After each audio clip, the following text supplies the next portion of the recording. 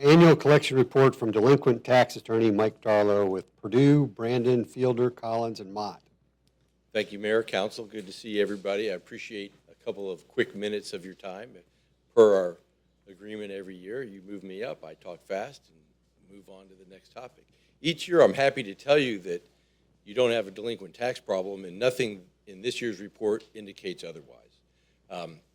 If I can, just for your quick review, if I throw you down toward about 2/3 into my report, you will have a pie chart that looks like this, that is reflective of the 2018 tax year that we just started collecting July 1, and it sort of goes in hand with what Katina was talking about before as far as collections and everything on your property taxes. And you'll note for the 2018 year that you levied taxes over $17 million. When that collection cycle ended on June 30 of 2019, you had less than 2% of that still due. So the city is, as it is each year, getting in the money that is owed to it. And within basically the first month or two of us taking over, we've collected almost half of that amount with our phone calls, letters, and people that realize, oh, I forgot to pay. I need to get in there and pay. So we're getting the money that's due to the city in on a regular basis. In the past year, we've had to file a handful of lawsuits, had to take a few judgments, but have had no property in the city that we've actually had to put up for tax sale, which is good. We continue to work with all the property owners that want to work with us. The largest account you have right now that's not in a deferral, an over 65 homeowner, owes you just under $5,000 of base tax.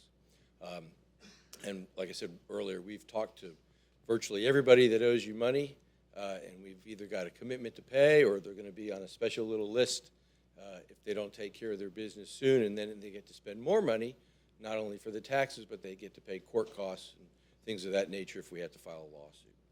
That's a quick update on the property tax portion of my report. I've also got a fine and fee update for you, which shows you how much we've collected historically for the city and the amount of money that's been turned over to us. We work real well with Pat in the clerk's office, hand in hand, getting updates, reaching out to people that owe money. And as you know, as I tell you each year, the trick in the collection of outstanding court fines and fees is getting a good address. Because oftentimes people, when they get stopped, the driver's license that they hand the officer is out of date, even though the law requires you to change your address when you move. Surprisingly, a lot of people don't. And so when they get that ticket, it goes into Pat's office, they do their thing, it comes to us. 60 days later, it's already behind the 8 ball because that initial address is bad. So we spend a lot of time and effort trying to get information to the right person, drive them into the court, and then let the court take care of the violator as the court deems. And then finally, I've given you 3 different maps to show you by zip code the largest accounts that owe you money with a bad address by zip code, and then the same concept but with a good address. And then finally, I've given you a map of the United States, which shows you that people coast to coast have managed to find their way through Friendswood, get a ticket, and still owe you money. And so we're working on that. I'll be happy to accompany any of you to a trip to California if you want to go reach out and touch some of those people and get them to pay. That's a quick update, Mayor. Council, I'd be happy to answer any questions on this or anything that we're doing on behalf of the city. I don't think so. Thanks, Mike. Thank you all very much. We appreciate the opportunity to work for the city of Friendswood. Item 10, communications from committees and special reports. Annual report from Friendswood Downtown Economic Development Corporation Vice President Arden, they call him Trey Hill. Thank you. I apologize that our president is not here because you'd have been better served if he had done this and not me. Sort of.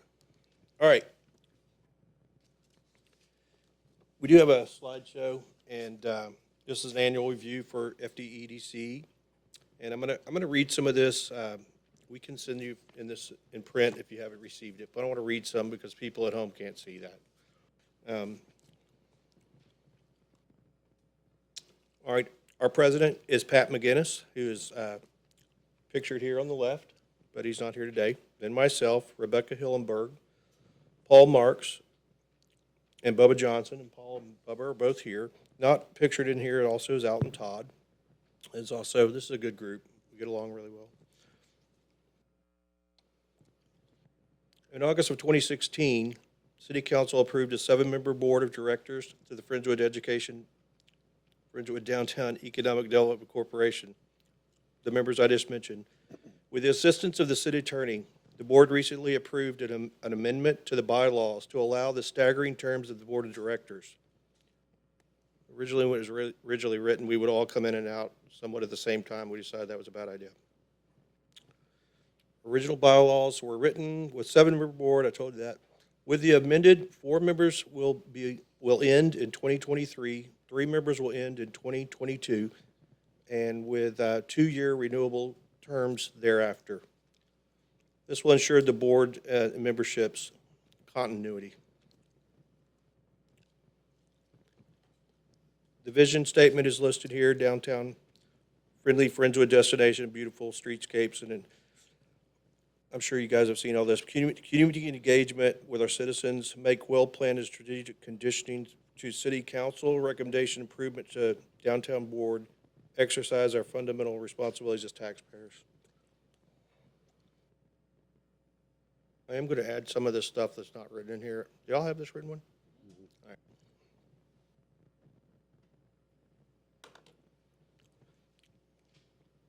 This is a summary of the board's activities. These are the projects we've done to date. I'll get into a little bit of them further, but essentially we've removed some overhead power lines, approved the downtown improvement plan and branding, applied for TIP grant funding, approved crosswalk design, and received cost estimates per intersection, determined light pole design and fixtures, approved proposal for final light plan, bid package. Next projects will be bid poles and lighting. I'm going to mention on here, we've had some citizen input. Local citizen, Aaron Smith, who's a commercial lighting contractor, came to our board. They do serious lighting projects, and he's offered to work with us and assisting us once we select our brand and purchasing those items at cost. It could be a substantial difference from some of the bids we've received in the past. He's also given us some guiding on the lighting plan, in that if you pick certain kinds, it comes with other issues and other costs. So we will continue to work with Aaron on that, and I appreciate him doing that for us. This is phase 1 of our Castlewood power line project removal.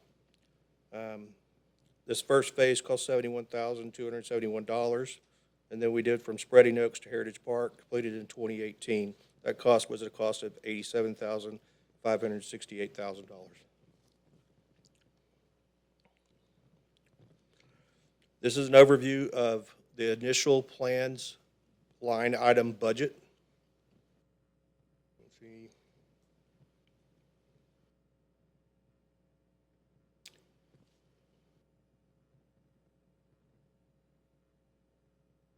Since the board's adoption of the board is moving forward with it, implementing the plan, prioritized improvements by the first to be made is responsible for the intersection of the Friendswood downtown Spreading Oaks.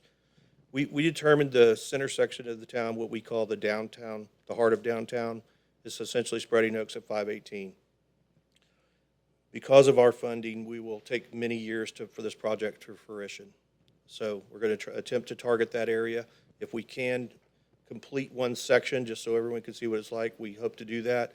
But there's a lot of pieces to make it all that work out.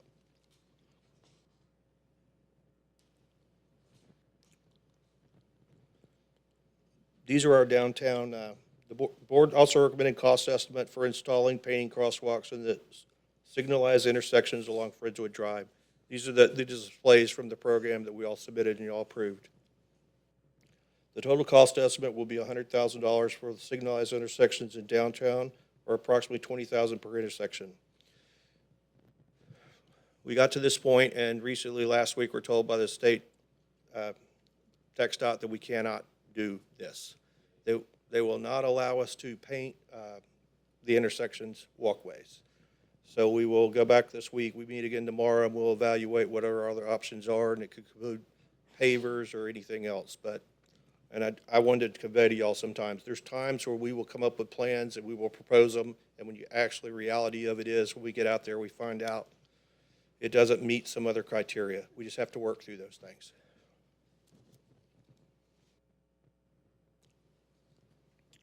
The board is currently working with Gandy 2 Lighting Design and creating a lighting plan for downtown. The plan will identify and specify street poles, pedestrian poles, and luminaries, as well as cost for the tree lighting, conduit wire instruction, and removal of existing lights. This is the package from our original plan. You would be shocked how complicated picking out poles is. It's stunningly shocking.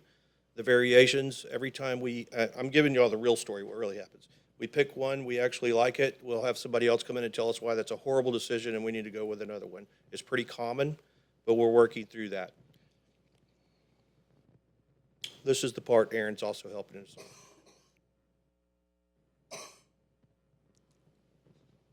This is our budget, our income statement, if you will, for this current year. Attached to the most recent financial report prepared for the city, which includes the ending balance currently of $943,345 as of July 31, 2019. The projected revenue for 2019-2020 fiscal year is $541,000. There is a delay, you can tell. There's a delay, this says July. There's a delay in the time the state funds, sales tax are received. It goes through the system and comes back to us. And I will tell you that this $541,000 is more than it was last year, which tells me somehow we're receiving more sales tax revenue. If you have any questions, I can answer them, but that's pretty much where we're at. Thanks, Trey.